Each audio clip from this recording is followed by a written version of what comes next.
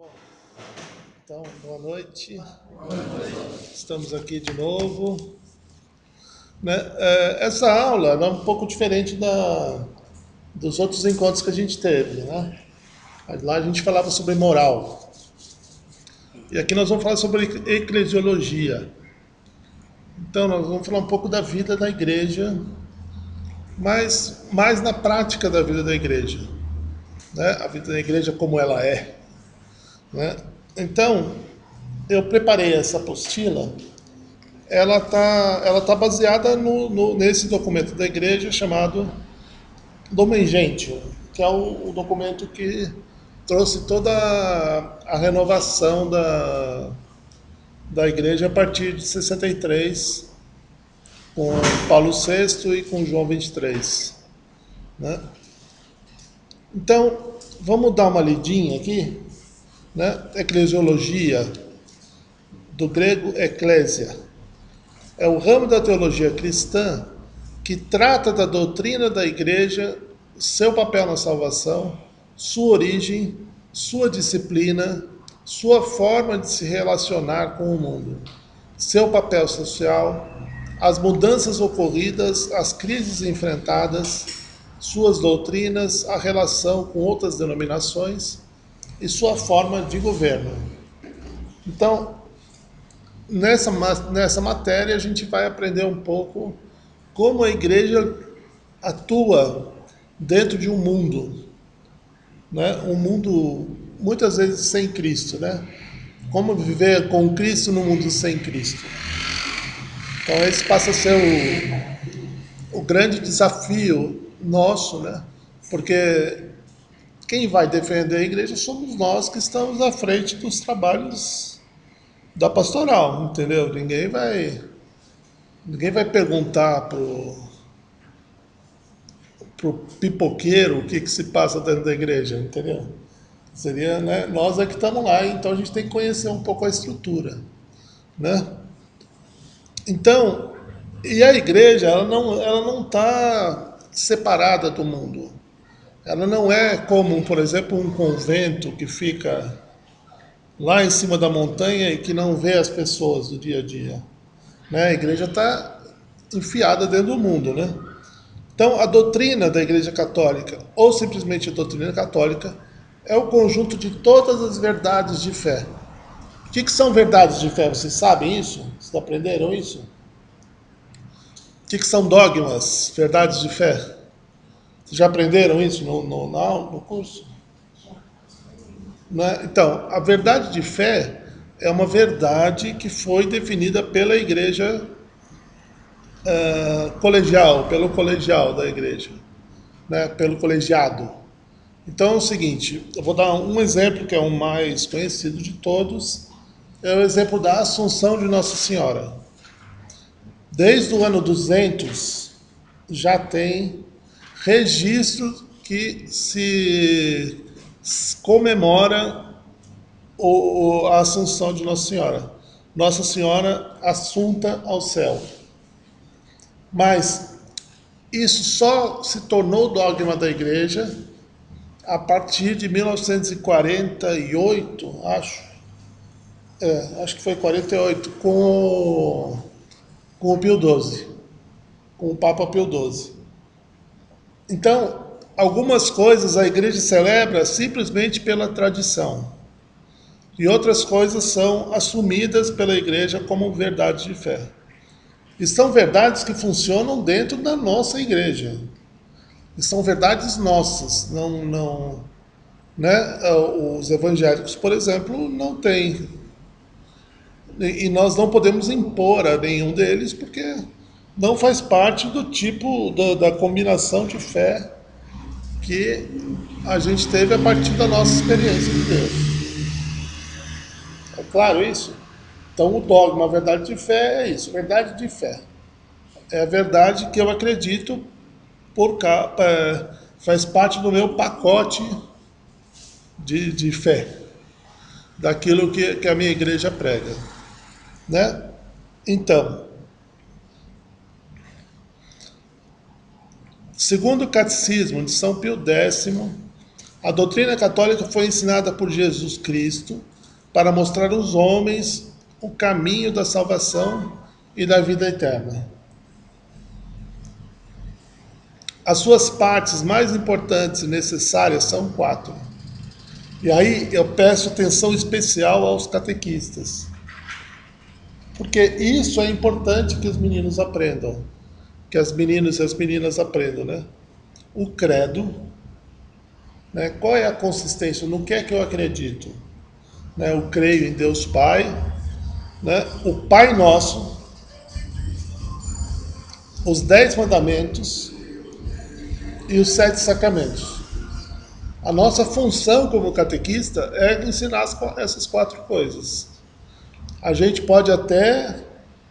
né, isso aqui a gente faz, vamos dizer assim, sem errar.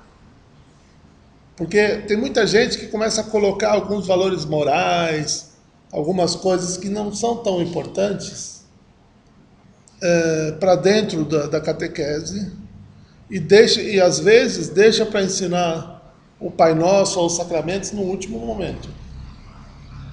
Então, quando vocês forem pensar num plano de pastoral, ou se forem fazer um tipo de formação continuada dentro da paróquia, credo, Pai Nosso, 7 sacramentos e 10 mandamentos.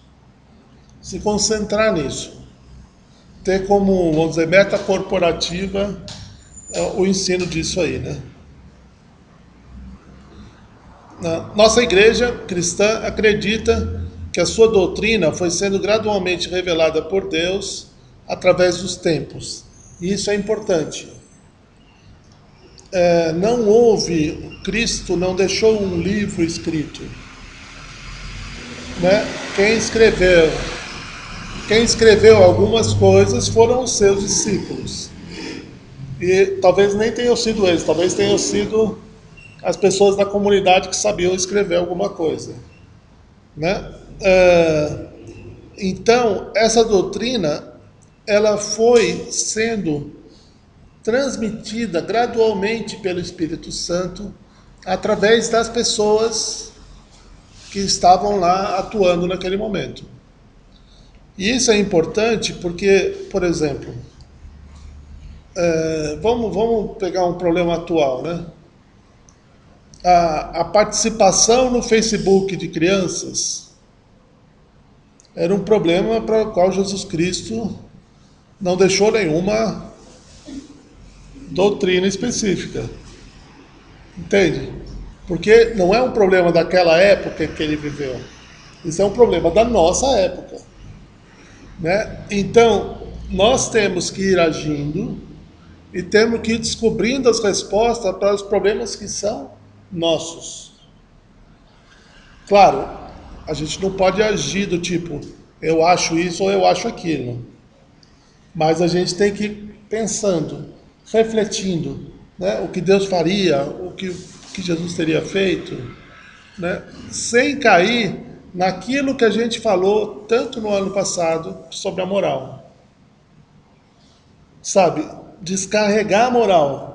Nesse momento, nós estamos falando sobre doutrina, sobre funcionamento oficial da igreja. Tá?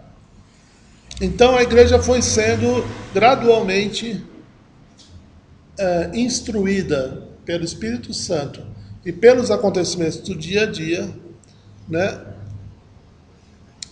Atingindo a sua plenitude e perfeição em Jesus Cristo. Então, aquele é um modelo. Esse é um modelo que a gente deveria seguir, né? Que é considerado pelos católicos como Filho de Deus, o Messias, o Salvador do mundo, né? E da humanidade. Mas a definição e compreensão dessa doutrina é progressiva, necessitando por isso do constante estudo e reflexão na teologia, mas sempre fiel à revelação divina e orientada pela Igreja. Então, isso é importante, que a gente comece a caminhar mais em bloco. Né? Por quê? Porque a igreja é assim mesmo. Né? Como a gente teve agora João Paulo II e Bento XVI, foram 2 papas mais conservadores. né, de atitude, de coisas mais conservadoras. Então, houve um grande avanço nos documentos da igreja, houve um grande avanço em coisas que precisavam ser avançadas mesmo, que tinham sido deixadas de lado por conta da reforma da Igreja Católica, né? Mas agora a gente tem um outro Papa que é mais progressista e que está buscando novas formas e novos caminhos, e até novas formas de caminhar. Um Papa que fala sobre a alegria do Evangelho, um Papa que está buscando mesmo uma forma de se relacionar pessoalmente e diretamente com o seu povo. Né? Se você abrir no site do Vaticano, todo dia você pode ver a reflexão do Papa matinal. Para todo dia ele tem uma palavra lá para falar com vocês, com a gente. Né? Então, agora, por quê? Porque até pouco tempo atrás não existia essa possibilidade. Né? Agora existe. Então já sai na minha língua, em português, uma reflexão prontinha, todo dia de manhã. Então, a igreja ela vai resolvendo as coisas de acordo com a forma como as coisas vão acontecendo. Agora, é um elefantão enorme. Né? A igreja, para mexer qualquer coisa, ou para mudar qualquer coisa, é uma dificuldade muito grande. Né? E a gente sabe disso. O quanto é difícil, às vezes, mudar uma coisa simples dentro das nossas comunidades. Né? Ou por cabeçudice do padre, ou por cabeçudice de alguém da paróquia que não deixa o negócio ir para frente. Sempre tem um ou outro que adora manter o poder e que quer se aparecer mais que os outros, enfim, isso aí faz parte da nossa igreja e desde o tempo de Jesus Cristo já tinha isso. Eu sei que uma semana antes de Jesus Cristo morrer, já estava lá o Tiago e o João querendo saber quem ia ficar à direita e à esquerda de Jesus. Então isso aí não é de hoje e não vai acabar agora. Então, né? Mas a definição e compreensão dessa doutrina é progressiva, necessitando por isso do constante estudo e reflexão da teologia, sempre fiel à revelação divina e orientado pela Igreja. Para os católicos, a sua fé consiste na sua livre entrega e amor a Deus, prestando-lhe o obséquio pleno de seu intelecto e da sua vontade e dando voluntário assentimento à revelação feita por ele. Essa revelação é transmitida pela Igreja sob a forma de tradição. E isso é muito importante que a gente coloque isso na nossa cabeça. É um pilar da nossa igreja a tradição. Né? Vamos, só para contrastar, para ter isso muito claro, quais são os 3 pilares da igreja católica? Não. 3 pilares. As 3 virtudes é fé, esperança e caridade. Né? Mas os 3 pilares da igreja é o código canônico, a tradição e a escritura. Vamos dizer, tirando qualquer um desses, o banco cai. Não dá para a gente sentar no banquinho com dois ou com 2 pernas só. Código canônico, escritura e a tradição.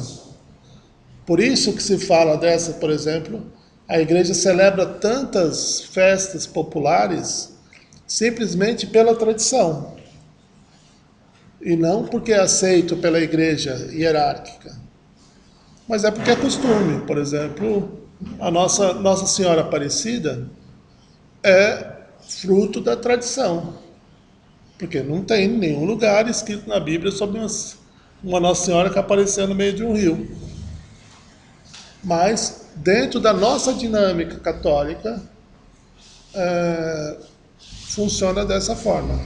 Nós celebramos porque os nossos pais celebraram, porque a minha mãe gostava muito. Então, lá onde eu moro é o terço de Santo Antônio. Então, todo ano, no dia de Santo Antônio, se reza um terço. A tia da minha esposa, minha tia, ela chega a chorar de emoção. Porque quando ela reza esse terço, ela lembra da mãe, ela lembra do pai, ela lembra do tempo que ela era criança. Aquilo é regado de uma série de emoções. E a tradição nos traz um certo conforto.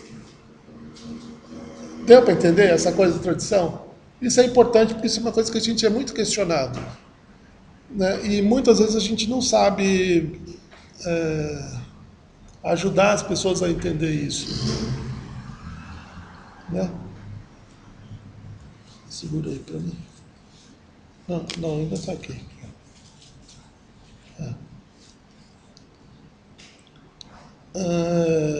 Nós estamos falando a fé em Deus. A fé em Deus opera pela caridade. Então, a fé em Deus opera pela caridade. Por isso, a vida de santificação de um católico obriga-o, para além de participar dos sacramentos, a executar a vontade divina, que deve ser feita através, como por exemplo, da prática dos ensinamentos revelados, que se resumem nos mandamentos de amor ensinados por Jesus, das boas obras e também das regras da vida propostas pela igreja fundada e encabeçada por Jesus. Essa entrega a Deus tem por finalidade a esperança última, a sua própria salvação e a implementação do reino de Deus. Nesse reino eterno, o mal será inexistente e os homens salvos e justos. Após a ressurreição dos mortos e o fim do mundo, passarão a viver eternamente em Deus, com Deus e junto de Deus. Então é importante que a gente comece a não a ver isso como uma vida futura, mas a viver dentro da igreja como uma vida presente. Nós já estamos vivendo a salvação. Né? A gente tem algumas pessoas têm uma tendência a dizer, eu vou fazer muita penitência porque senão eu vou para o inferno depois que eu morrer. Quem vai para o inferno depois que morrer já vive o inferno nessa vida. Ele não precisa morrer para vir para o inferno. Não é, em geral não é isso. Né? Então, a pessoa que vive só pensando em coisas baixas, só pensando em dinheiro, em não sei o que lá, tal, o cara já vive atribulado, vive o tempo todo olhando para os lados, acha que todo mundo está roubando, né? Não consegue dividir as coisas com os outros. Então a pessoa já vive um inferno, porque viver, acordar e dormir é um inferno. Né? Então, e é isso que o Bento XVI dizia naquela carta sobre a esperança cristã. Né?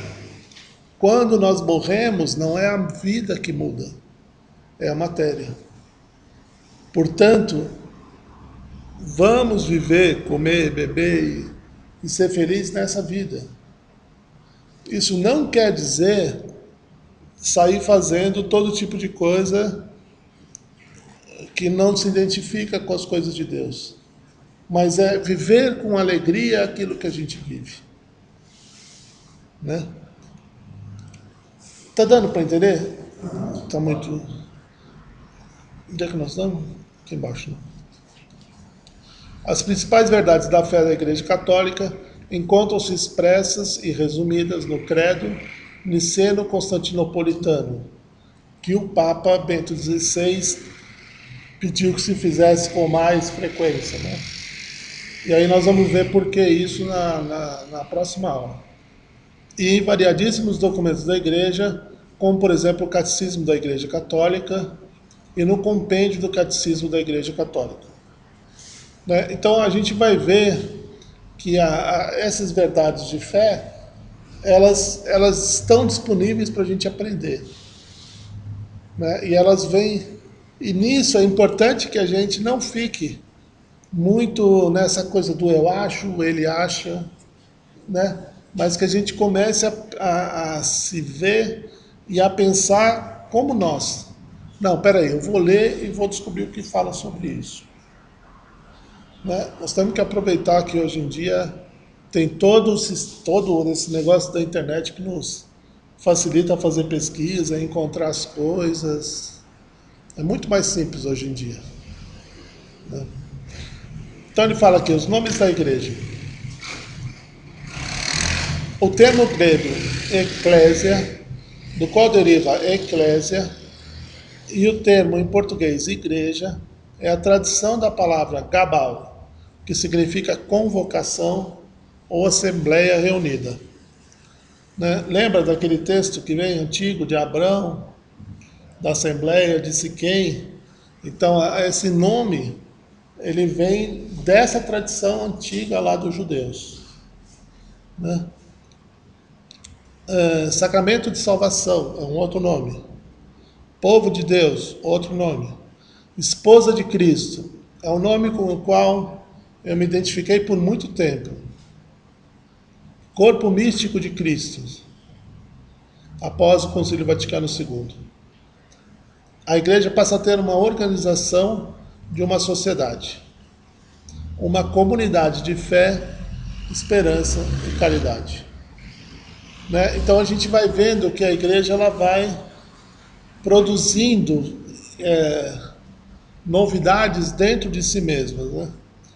A igreja é fundada por Jesus.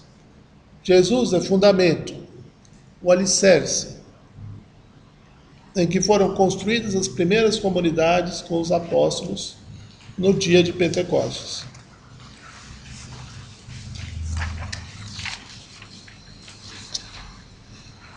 Para participar são necessários a conversão à fé em Cristo, o batismo, o dom do Espírito de Pentecostes, a participação na celebração eucarística e o amor efetivo e comunitário.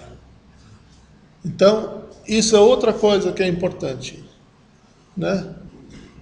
Guardar essa listinha, né? Ou se questionar sobre a nossa forma de ver as coisas, né? Conversão à fé em Cristo, batismo, dom do Espírito de Pentecostes, né? E principalmente participação na celebração eucarística, né? E isso a gente tem um pouco, eu experimento em casa, que tenho um filho que não se encaixa muito nessa coisa de igreja e o outro que gosta, né? E a gente precisa entender, né? E esperar que vá dando tudo certo, né? Mas é importante que a gente perceba que a nossa força ela está na participação da celebração eucarística, né? Faz parte daquilo que nos alimenta, que nos dá o dia a dia da fé. Eu agora estou fazendo um tratamento da vitamina D aí, que uma senhora me indicou. Foi a senhora que ela do segundo ano, no ano passado, quando eu vim dar aula para vocês. E é interessante que a gente toma um monte de vitamina, né? E aquilo dá uma animada, fica mais, você fica mais, fica mais resistente, fica menos doente, fica mais animado, né? Então a nossa vitamina, não da nossa vida terrena, mas da nossa vida espiritual é a participação na Eucaristia. Né? E eu me lembro de uma vez que eu estava num retiro e estava conversando com o padre e falei, mas Padre Geraldo, eu não sinto nada quando eu tomo Eucaristia. Assim. É normal? Ele falou, é normal. Ele falou, mas eu falei, mas como assim é normal? É normal, porque esse não é um dom que você alcança, mas é um dom que te alcança. Né? E foi muito legal, porque na semana seguinte eu fui a uma missa absolutamente comum, não teve nada diferente. Mas na hora que eu tomei a Eucaristia, me veio a sensação de bem-estar, que me acompanha até hoje toda vez que eu tomo a Eucaristia. Né? Então a gente precisa privilegiar, porque muitos de nós participamos da igreja, fazemos as coisas e por conta do nosso ativismo podemos e muitas vezes deixamos de lado a participação na Eucaristia. Só que isso vai com o tempo nos tornando tíbios, nos tornando fracos, né? Nos tornando cada vez mais inconsistentes, né? No sentido de estar oco, né? Sem consistência. Né?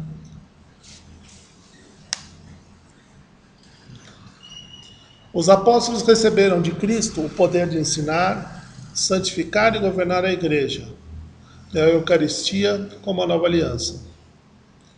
A partir do Vaticano II, a igreja passa a ser vista como um povo reunido na unidade do Pai, do Filho e do Espírito Santo. A partir do Concílio Vaticano II, a igreja não é mais vista, mas ela é vivida como um corpo místico. E aí eu queria fazer um parênteses. Vamos voltar um pouco ao tempo dos gregos lá, né? Os gregos, eles tinham... o fundamento dos gregos era o cosmos. Então, quer dizer, toda vez que eu fazia aquilo que eu nasci para fazer, eu estava vivendo divinamente. Então, um sapo, por exemplo, era sempre divino. Um coelho era sempre divino. Porque o sapo, o coelho, a girafa, né, o meu cachorro, o gato, né, todo o vento, tudo isso faz as coisas da única forma que ele pode fazer. Você pode ver que o gato, não sei se vocês já tiveram um gato pequenininho, mas eu nunca ensinei a minha gata a esconder o cocô dela. Mas ela, quando era pequenininha, já fez o cocô na terrinha lá, e já cobriu e foi embora. Então, o gato já vem pronto, ele vive da única forma que ele pode viver. Mas nós, seres humanos, não somos assim. Por isso que nós nem sempre somos divinos. Então, qual era a crença? A crença no tempo dos gregos era que se você fazia aquilo para o qual você nasceu para fazer, você estava vivendo divinamente. Então, vamos dizer, um nadador, sei lá, o Cielo, na opinião de um grego, o Cielo deveria tomar o máximo de anabolizante que ele pudesse, porque quanto mais rápido ele fosse, e quanto mais ele, mesmo que ele morresse com isso, ele estava cumprindo a vontade divina nele. Deu para entender um pouco isso? Não é para ninguém usar droga aqui para usar anabolizante, tá? É só para vocês entenderem um pouco como é diferente, qual é a diferença, né? Então, e aí veio a moral cristã católica, na cristã, porque ela só se tornou católica depois de 1400, quando surgiram os protestantes, né? Então veio a moral cristã. E aí no que estava a moral cristã? Ela estava o quê? Fundada na imitação de Cristo. Então, se eu imitasse Cristo, então eu estava vivendo divinamente, né? E aí veio a modernidade, né? Modernidade, entendam, aquele período que começa na Renascença e termina agora em 1968, né? Veio a modernidade e ela tira Deus desse centro, e ela coloca a razão. Então, toda vez que eu estou agindo racionalmente, então vivo divinamente, vamos dizer assim. Essa é a melhor forma de viver. para os modernos, né? Então, e nisso se criou várias coisas que foram muito importantes. Por exemplo, quando você pensa em viver... Porque a partir do momento que você tira Deus, como foi feito na modernidade, o que acontece? Acontece que as pessoas ficam sem referência. É necessário colocar uma outra referência.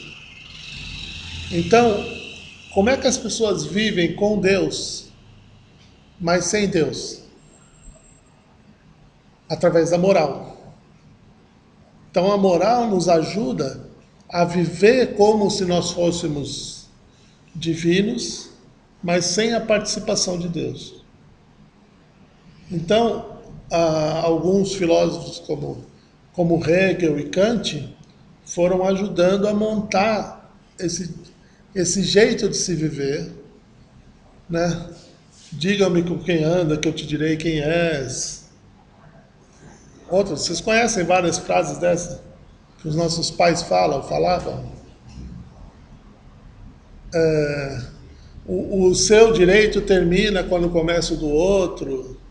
Então tudo isso foi criado pelo Kant, pelo Hegel, principalmente também por outros, mas principalmente por esses dois filósofos, para conseguir que as pessoas vivessem mais harmonicamente, né? Ainda que não tivesse assim uma imitação de Cristo como meta pessoal, né? Isso acabou gerando, lembra que a gente falou naquela aula da moral, da dupla moral? A pessoa que tem uma moral fora de casa, outra moral dentro, né? Isso tem até hoje. Isso não acabou ainda, né? Então a gente vai ver que a partir do Vaticano II a gente tem uma outra forma de se entender. Não mais como um exército, não mais como poder, mas agora como povo reunido, imitando a unidade do Pai, do Filho e do Espírito Santo, né? E aí a gente vai conversar um pouquinho sobre essas características da igreja. Aqui ainda tem uns 10 minutos aí. A igreja una, né? Que é? Essas 4 características, elas são fundamentais. Que são as 4 características que são apenas da Igreja Católica, né? Entre os evangélicos, por exemplo, não há nenhuma intenção nem necessidade de você manter a unidade da igreja, né? Não há nenhuma prioridade nisso. E eles têm lá o jeito deles e funciona bem. Mas dentro da nossa fé, do nosso jeito de conduzir a fé, nós vivemos a igreja como uma só. Quer dizer, aquilo que se fala, o mesmo evangelho que se reza no 3º domingo da Quaresma, na paróquia Santa Luzia, se reza na Basílica de São João de Latrão e se reza na Catedral de Mimpong, sei lá de onde, lá da Tailândia. Então, nós temos essa característica dela atuar como uma só, né? Para nós é comum, por exemplo, nessa época de Quaresma, no último domingo da Quaresma, fazer uma oferta para Caritas, que é um organismo mundial que distribui dinheiro para quem precisa, como chama isso? Para as pessoas que fazem trabalhos sociais, trabalho voluntário, esse tipo de coisa.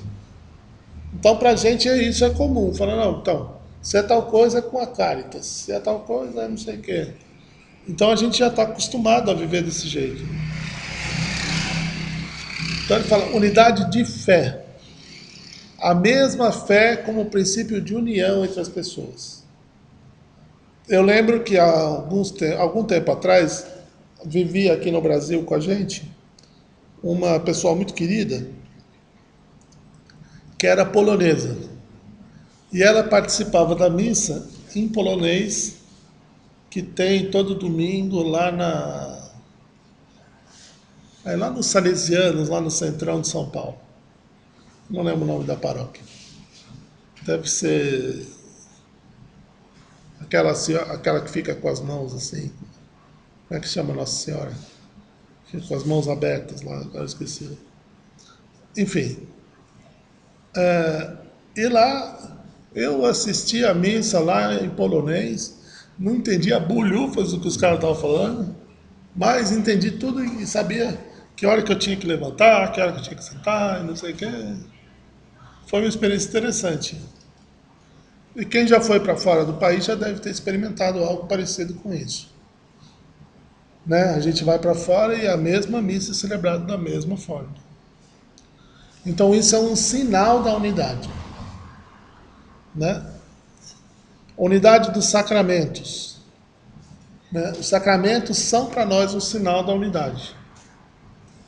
Então, a gente tem da mesma forma. A mesma, se você for, por exemplo, nessa Basílica de São João de Latrão, que fica ali do lado do Vaticano, da Catedral de São Pedro, qualquer hora do dia que você for, vai ter alguém para atender a sua confissão na língua que você sabe falar. Né? Então, interessante. Né?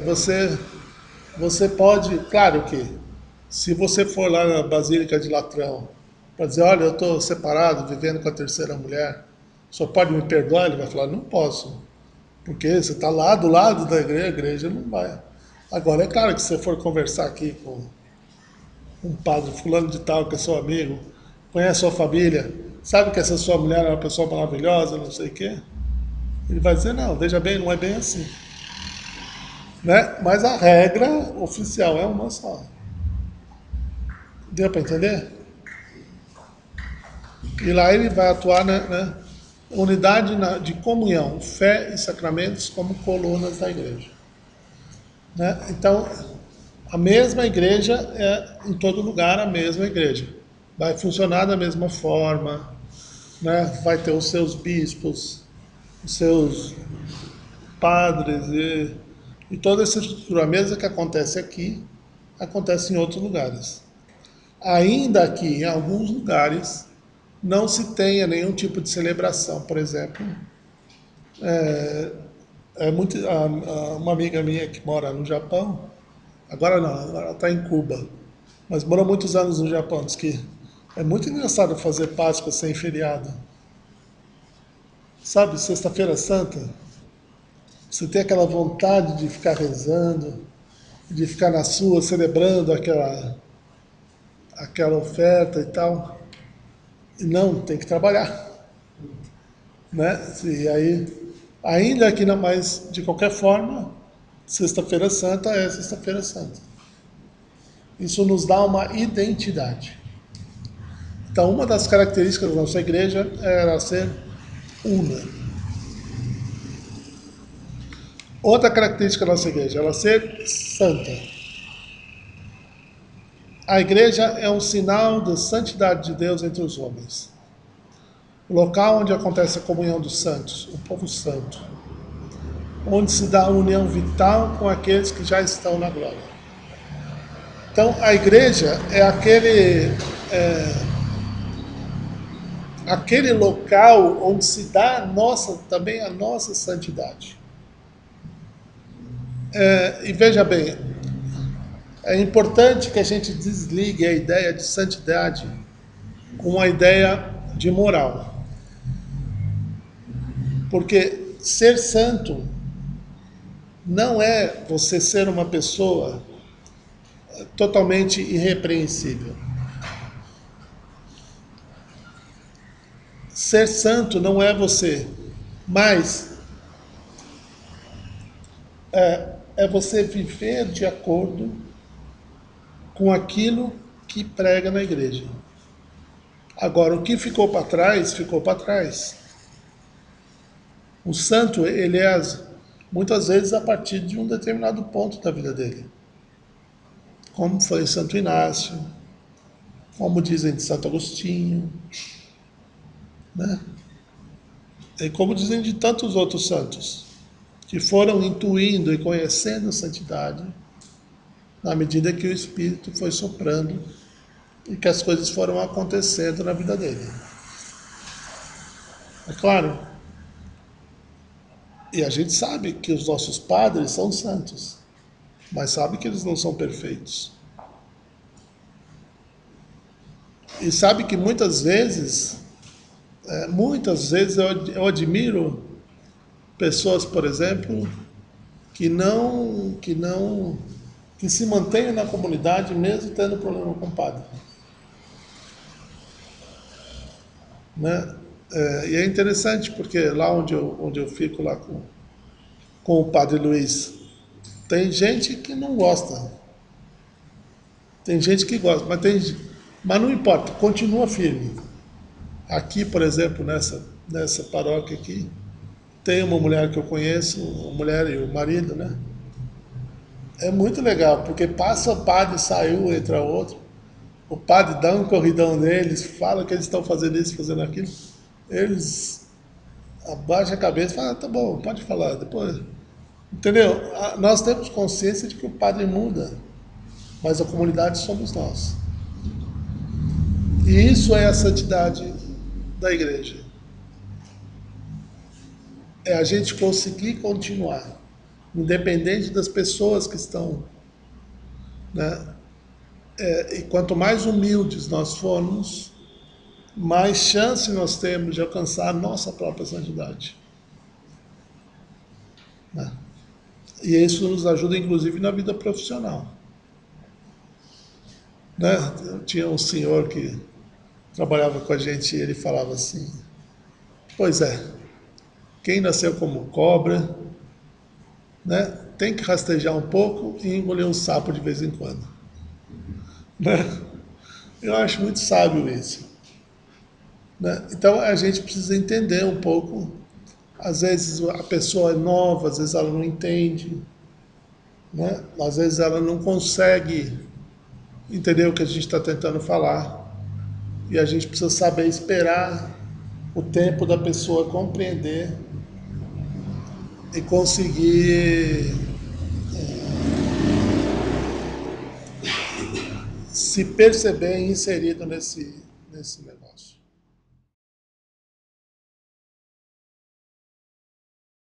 Então é o seguinte, só para terminar essa ideia da Igreja Santa, voltando um pouquinho lá para os gregos tinham essa ideia de santidade, que você fazia aquilo que você nasceu para fazer, então você vive uma vida santa. Aí apareceram os outros caras, que depois ficaram conhecidos como estoicos, que eles viam que Deus não era aquele Zeus, aquele cara da montanha que contava uma história, não. Que Deus era o universo, Deus era tudo. Então, quando você morresse, você então ia virar pó. E você então retornaria a Deus, sendo novamente o universo. Isso lá era a proposta dos estoicos, que eram os caras que dominavam o pensamento na época de Jesus Cristo, principalmente o pensamento romano, né? Marco Aurélio, que foi imperador, foi um pensador importante. Então essa foi um pensamento. Então, quando vêm os cristãos, eles propõem uma outra coisa. Ele fala assim, você vai morrer. Todo mundo morre, tudo bem. Mas quando você morrer, se você for para o céu, lá no céu você vai estar, você, as pessoas que você ama, o seu pai, a sua mãe, né? Eu fico pensando, meu pai aqui, meu pai ia achar muito legal essa aula. Ele ia achar bacana estar aqui, né? Então, eu vou poder compartilhar com as pessoas que eu amo a vida que eu amo. E isso foi, vamos dizer, o diferencial da fé dos estoicos, da fé dos gregos, que trouxe muita gente para dentro da fé cristã. E digamos que essa é a proposta até hoje,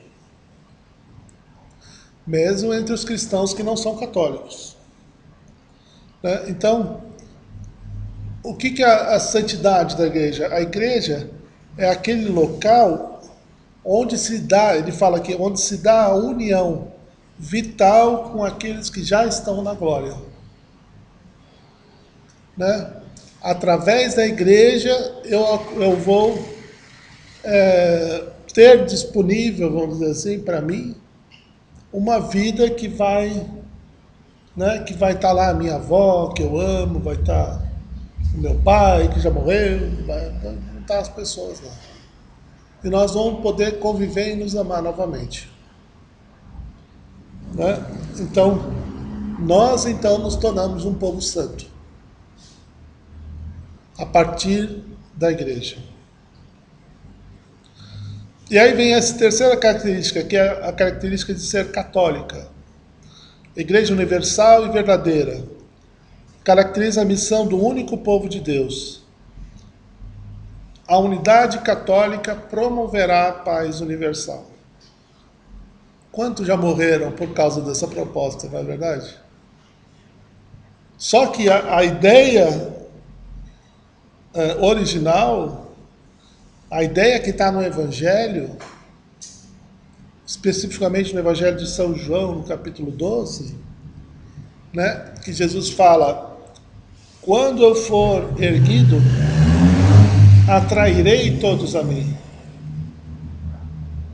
Né? E o que houve muitas vezes foi uma obrigação. Houve guerra, houve destruição, houve gente sendo morta, sendo torturada pela igreja, né? E agora a gente experimenta um pouco isso.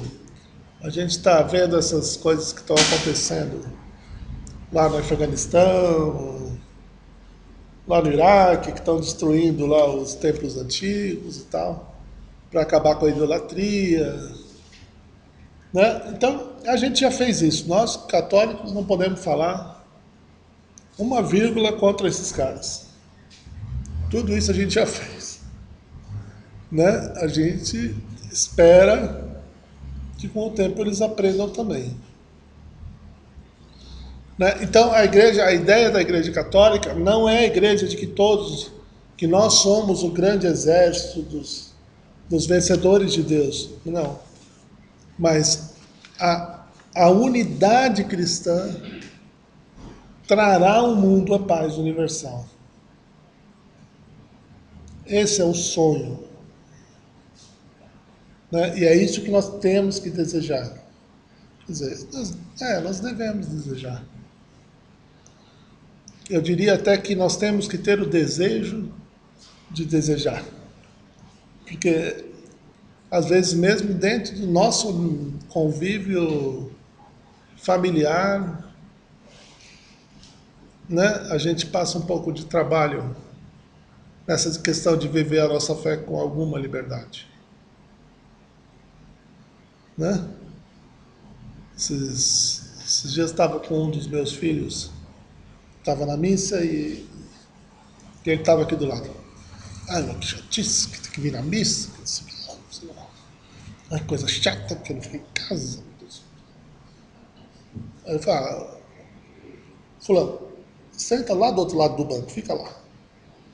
Ah, mano, tem que vir na missa? Tem que vir na missa, sim. Então, senta lá e reclama lá. Se você quiser ficar do meu lado, não é para ficar enchendo os paciências, porque eu quero prestar atenção na missa. Então, fica bufando. É o que fica bufando mais. Né? Então, interessante que a gente comece a entender que não é fácil essa proposta, mas é um sonho de Deus. Que nós consigamos, através da partilha da fé, alcançar a paz universal, né? Para que nós possamos ser mais felizes. Né? E essa última característica que é a característica apostólica. Né? E ele fala aqui no texto, essa característica descreve a origem da igreja e é compreendida de diferentes maneiras. O catolicismo acredita que o termo apostólica refere-se ao sacerdócio da nova aliança, a renovação do sacerdócio levítico da antiga aliança, cuja missão é proteger o rebanho de Cristo dos lobos que o ameaçam. Você encontra esse texto no Atos 20, 29, mas você encontra isso também no capítulo 34 do Elias, não é Elias, o profeta lá,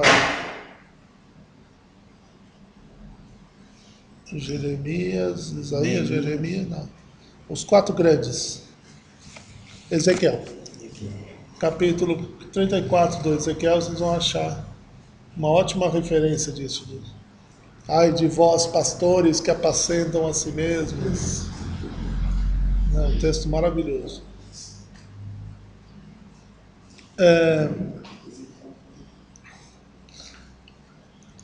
E para que pudessem cumprir essa responsabilidade, ele concedeu conjuntamente aos apóstolos, reunidos como um colégio, e ao seu sucessor, um colégio episcopal, a prerrogativa de ligar e desligar a terra ao céu. Ligar e desligar são 2 termos técnicos da linguagem rabínica que significam permitir e proibir, condenar e absorver, entendido como o poder de admitir ou excluir membros da igreja, excomunhão, e definir a política da igreja e os seus ensinamentos. Então, esse termo apostólica, ele tem a ver com o fato de nós termos a função, nós enquanto igreja, né, temos a função de propagar a palavra, né, para aqueles que a providência colocar diante de nós, né, e quando ele fala em condenar e absolver, é importante que a gente tome cuidado de sempre perceber que isso não é a função nossa, de nós aqui, dos leigos. Né? Nós não temos, muitas vezes, nem o critério e nem a sabedoria para poder julgar algo que o outro faz. A gente não sabe o que ele passa em casa, a gente não sabe o que como as pessoas vivem. Então não é justo que a gente comece a dar uma de São Pedro e fechar as portas para os outros. Né? Então, mas, né, nós muitas vezes, através dos nossos meios, nós podemos ser aquele lugar por onde a energia vai estar sempre ligada. Porque é interessante que a pessoa não vive sem a transcendente, né? Esse meu filho que não gosta dessas coisas de igreja e que fica lá na hora da missa, aí é o primeiro que quando começa a chover forte ou quando tem um pesadelo de noite, vai para a cama da Vanina e fala assim, vamos rezar uma Ave Maria comigo, não sei o quê. Então, a gente tem que ter paciência e esperar até o tempo que as pessoas entendam, consigam e compreendam a vivência da fé como se dá. E ser apostólico é principalmente ter paciência com as pessoas. Jesus Cristo sabia que ele estava lidando com um monte de gente torrona, uns caras que você podia mandar para qualquer lugar do mundo, uns cabeça dura, os caras que não sabiam fazer nada, nenhum deles sabia escrever, sabiam pescar, sabia cultivar a terra e tal, mas não muito mais do que isso. Mesmo que sabia escrever, que era Mateus, sabia escrever, fazer conta dos impostos que o povo tinha que pagar. Mas não ia muito além disso. Não era um cara culto, né, que tem grandes referências, não. E foi para esses caras que Jesus deu as chaves da igreja. Né? Porque ele via que eles tinham não só uma boa intenção, mas eles sabiam e compreendiam o que era importante na vida. E eles experimentaram isso na experiência de Deus que eles tiveram com Cristo.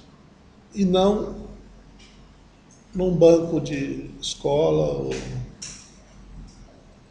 lendo alguma teoria de algum pensador.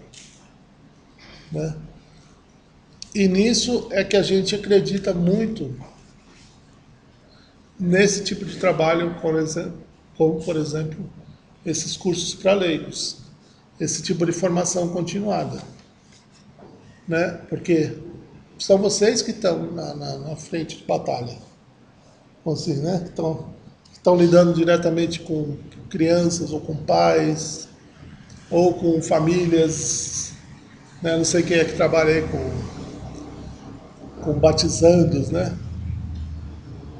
Os caras vêm com cada pirueta pra cima da gente, não é verdade? Teu filho ainda trabalha na secretaria? Não vem? Os caras vêm com cada pirueta pra cima dele, não vem? E eles vão vir. Porque as pessoas trazem a vida delas. E aí é nossa função. Não é botar regra nelas, mas é ajudar aos outros a verem como a gente vive. E o que fala o Papa Francisco? Nós não devemos, sabe, sair cagando regras.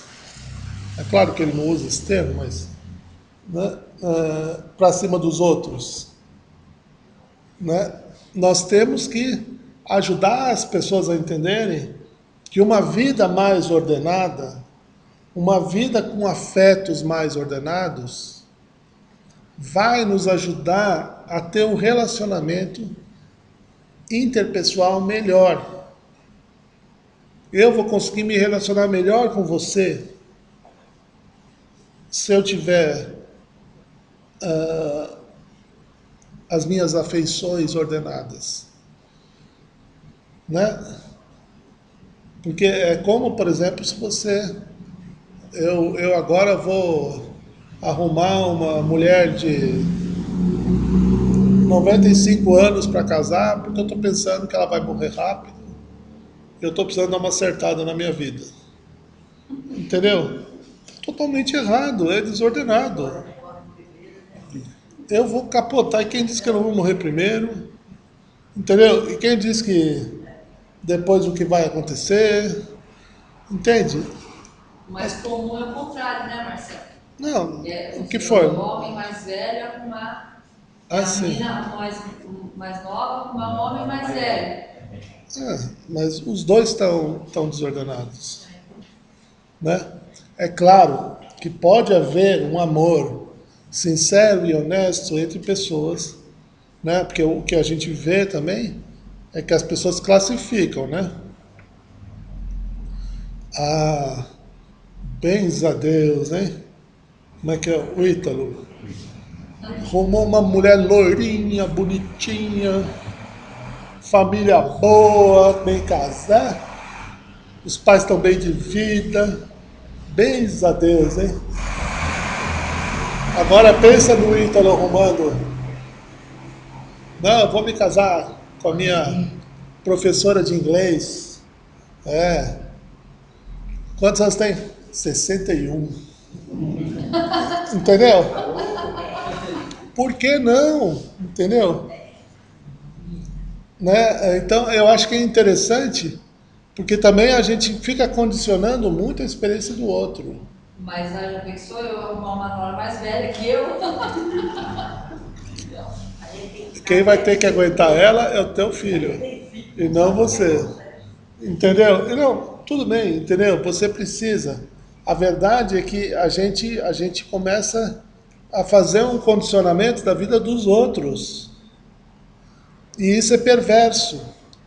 E isso destrói a nossa capacidade apostólica, que é uma característica da igreja. O apostólico não é aquele jesuíta do século XVI que chega no Brasil, entendeu? E fala, olha, índios, a cultura de vocês é um lixo, nós é que somos cultos porque nós falamos português. Nós, né? E o que nós conseguimos criar? O que a gente conseguiu criar com essa cultura? Um país que até hoje olha para fora e fica de costas para a realidade do país. Até hoje a gente ouve essa bobagem. Ah, porque nos Estados Unidos eu não sei o que lá. Ah, porque não sei aonde, eu não sei de que jeito. Entende?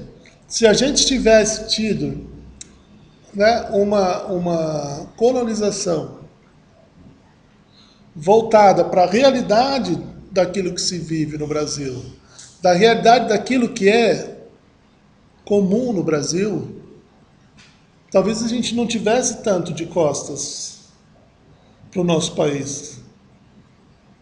Né? Ah, não aceito isso porque lá não sei aonde, não sei de que jeito. Não importa, lá não é aqui. As pessoas de lá não são as pessoas daqui. As pessoas de lá não vivem as questões que nós vivemos aqui. Deu para entender? Então, o católico não é alguém que vai... É simplesmente o direito da igreja decidir sobre as próprias regras. A regra na igreja é assim e assado. Então, se é assim e assado, não é cozido e nem é empanado. Né? Então, definir a política da igreja e definir quais são os ensinamentos. Isso é uma prerrogativa da igreja. Isso é uma característica da nossa igreja católica. Voltando um pouquinho dessa unidade da igreja, né? Que a gente reza aqui, em outros lugares, em Roma, sempre a mesma coisa, né? Eu acho que é isso que o Papa está propondo, né, para nós agora, nessa vigília que ele propôs, né, para a gente fazer em 24 horas, né, de oração, que é no dia 13 e 14 agora, né? Sim. Vocês estão sabendo? Né? Eu vi na internet isso. Para todas as igrejas católicas do mundo todo, né? Então, acho que entra nisso, né, essa unidade. Essa unidade. Está rezando todo o mundo. Porque o que ele quer? Ele quer... Essa base universal. O que ele quer é nos conscientizar disso. Então, porque o que acontece? Nós vivemos aqui. Então nós conhecemos a nossa realidade. Na hora que nós fazemos uma proposta universal como essa, a gente passa a entender, peraí, eu não estou sozinho. Existem uns outros malucos como eu por aí. E a gente entender que tem isso, né? Tem força nisso, né? Tem todo mundo está rezando, e a gente crê realmente, né? Sim. Isso é importante. E aí eu queria só para terminar um pouco Tinha uma das histórias mais antigas do mundo, é a história de Gilgamesh. Gilgamesh era um homem, assim, que nem o Vadão, assim, grandalhão, só que ele tinha 3 metros de altura. Então. Falta pouco pra gente. Gilgamesh tinha 3 metros de altura. Mas era bonitão, tal. No reino dele, as mulheres eram concubinas dele e os homens eram escravos. Se o homem resolvesse não ser escravo, tinha que encarar os 3 metros de altura lá do homem. Então, era melhor deixar para lá, era melhor ser escravo, né? Então, o que aconteceu? O povo não estava aguentando mais, né? Pô, tô a fim de me casar, mas a minha mulher tem que ficar lá com o Gilgamesh, eu gosto daquela menina, não sei o que. E o povo começou a rezar para o Deus lá, que eu nem sei que Deus que é, o Deus deles lá. E aí os deuses falam, bom, então eu vou mandar outra pessoa. Vou resolver o problema de vocês. E aí eles mandam outra criatura, que já vem grande, não é como Gilgamesh, que nasceu na cidade, chama Enkidu. E Enkidu é uma criatura totalmente... É um bicho, um macacão, uma pessoa totalmente selvagem, né? E aí uma das concubinas do Gilgamesh secretamente começa a cuidar desse Enkidu. Chama La Joyeuse. É porque o cara que traduziu a coisa é francês, então botou os nomes franceses lá. E a La Joyeuse, então, ensinou tudo pro Enkidu. E aí, então, um dia, o Enkidu e o Gilgamesh vão brigar, né? E quando eles brigam, acontece uma grande luta e eles lutam por horas e horas e horas, até que eles descobrem que nenhum deles é capaz de vencer o outro. E aí acontece uma coisa especial. Eles se apaixonam e começam a trabalhar juntos, né? Até que eles começam a produzir a mesma injustiça que um fazia. Agora os dois fazem juntos e sacaneiam mais gente ainda. E começaram a tomar o poder em outras cidades. E aí os deuses ficam muito chateados e resolvem matar o Enkidu. E quando o Enkidu morre, o Gilgamesh sofre muito, né? E acontece uma coisa com ele. Ele descobre a sua própria finitude. Ele descobre que ele também é mortal. Né? Nós estamos falando de 18 séculos antes de Cristo. 1800 anos antes de Cristo. Essa história. Né? Então, essa questão da nossa fragilidade humana, do nosso medo de morrer, da nossa situação de sofrimento, porque nós nunca venceremos a luta contra a morte, isso já faz parte da história desde os tempos mais antigos que a gente se conhece como sociedade. Né? Eu acho que desde o tempo que estava lá o macaco e a macaca, e aí a macaca dormiu e no dia seguinte não acordou, e o macaco ficou olhando para ela e falou, levanta aí, não sei o que é. Né? A pessoa já fica se perguntando o que é isso, o que é essa vida, né?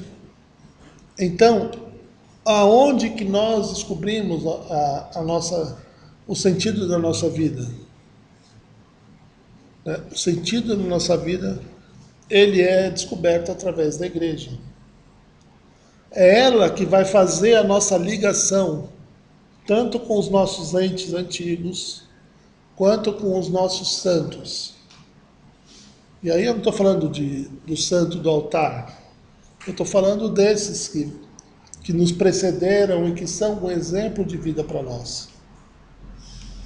né? É eles que vão fazer que a nossa vida seja santificada também, né? Porque quando Gilgamesh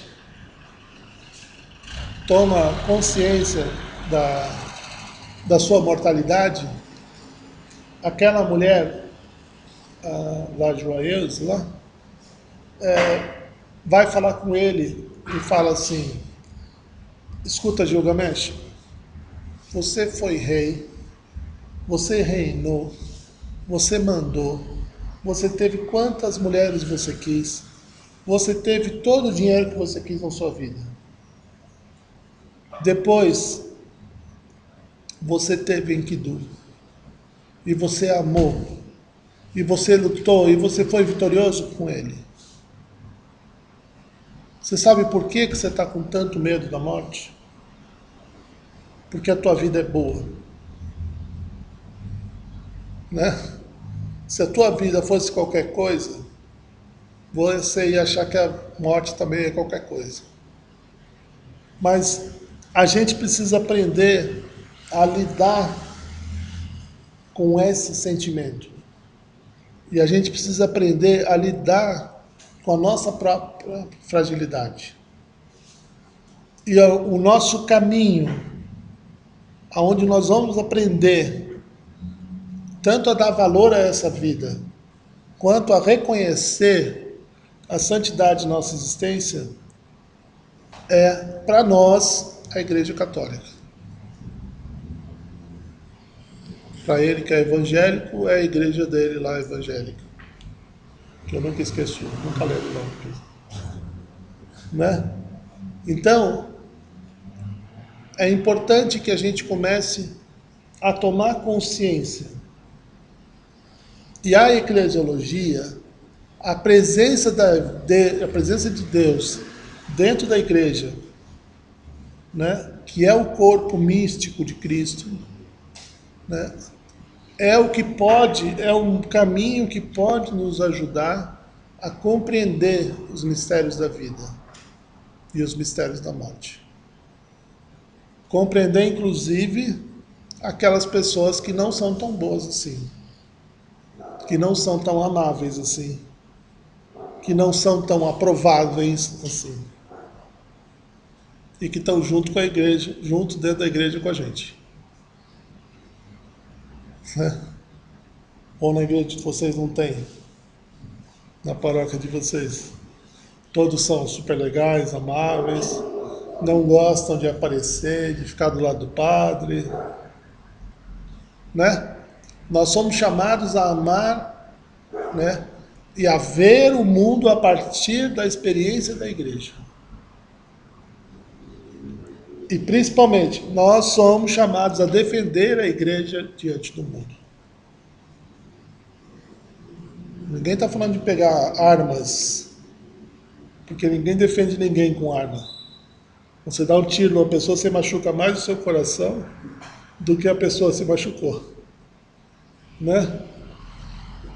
Mas é importante que a gente saiba ver com calma os nossos padres, entender a fragilidade deles.